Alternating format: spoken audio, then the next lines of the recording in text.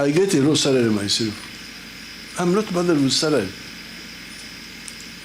I am here. I was fighting for no money from 1971. Now the members of parliament increased their salary wrongly, in my opinion. They made a mistake, but we didn't approve it. We didn't support it. We didn't want to cause a crisis, but I didn't agree with it. And that's why I refused a pay rise. I refused. They pay me 3.6 million, which they started paying in 1996. Before that, I was getting 150,000. They wanted to raise the salary because the salary of Kenya, please, I'm not Kenya, I am Uganda. I don't want to pay rise now. It is really betrayal to find people fighting for salaries. That school was about to close. They didn't have enough money. So they said, the director must get more money, I don't know what, the administrator, but Solute Flying School is about pilots and engineers. Pilots to train other pilots, not administrators and secretaries. So they were trying to pay pilots 1 million. In the airlines, a pilot is getting 25 million. So the pilots walked away. So we had bought planes for training, but there were no pilots. They walked away. So if we don't have enough to pay everybody well, let's pay the pilots well and engineers. And that's how the Solute Flying School came back. Otherwise, it was about to close. This is betrayal. So we don't have time for those mercenaries. Our soldiers have been getting very low pay all these years. Until a few years ago, when the generals were about to retire, the ones who had been there for 40 years, 45 years, 50 years, that's when we said, these generals should not go to the village when they are in a desperate situation. That's when we increased the salary of the army recently. But they have been fighting. So the mercenaries are really betrayers. This business of saying that science are getting, arts are not getting, what's wrong with that? We need the science people most urgently now. Arts are also important. I'm an arts person myself. Because of the historic contribution of the NRM, really, frankly speaking, I don't see how the people would fail to see that NRM is the right choice. Today, Uganda is already a middle-income country.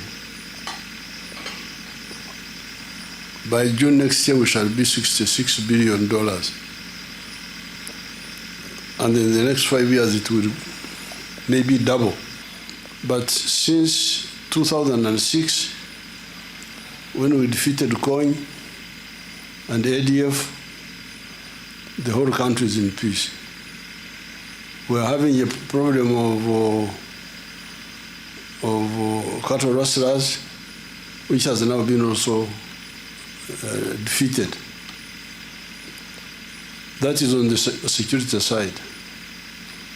On the side of Donglobo, you know what we have been doing.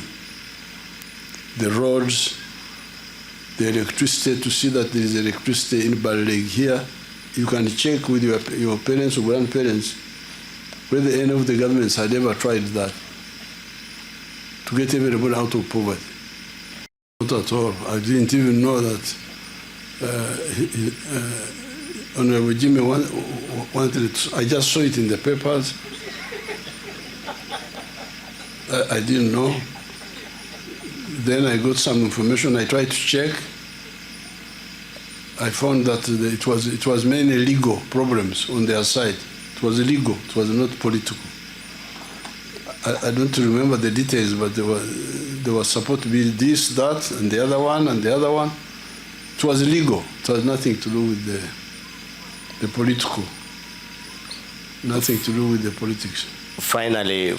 Because now you say there are 8 presidential candidates. So they are there legally. Some belong to parties, others are independent. If they are voted, if any one of them is voted, he will become president. So the constitution is there, the people, the voters are there. What is the problem? So the issue of leadership was resolved, how to become leader of Uganda and how to run Uganda. It is all in the constitution.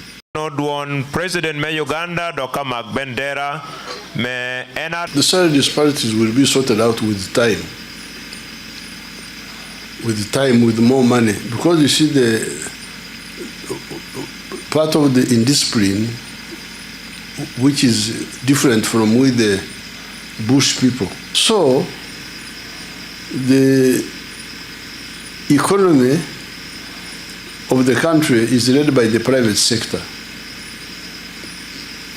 The private sector are the ones who are doing most of the work: farming, manufacturing, services, infrastructure. Now, on the roads, we don't need historians.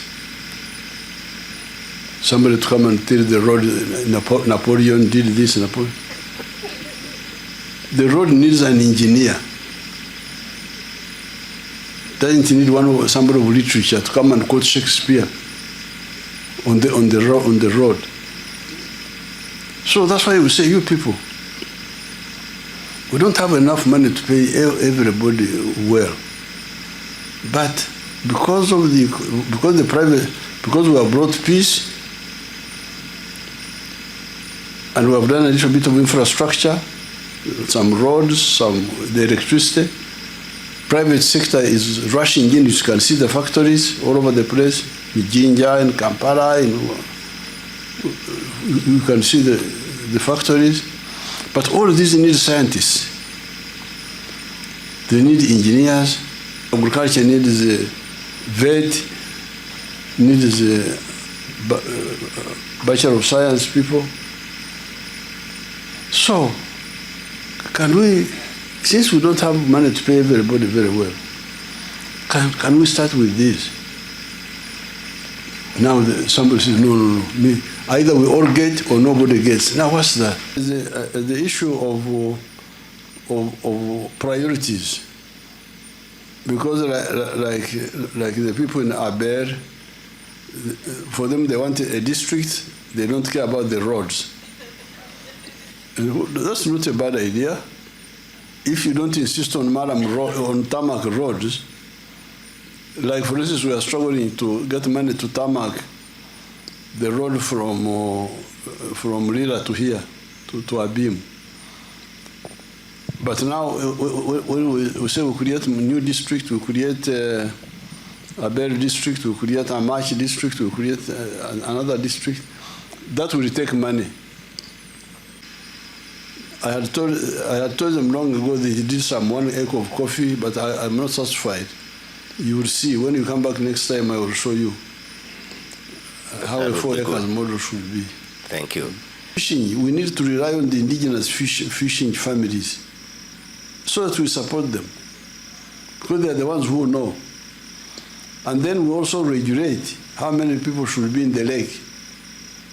Because even Nambole, when you reach a certain number, they say, don't come, the numbers are too many. How many people should be in the lake? Is there no limit? Logically, the number you need to be in the lake without damaging it, because you damage the breeding, you damage the what?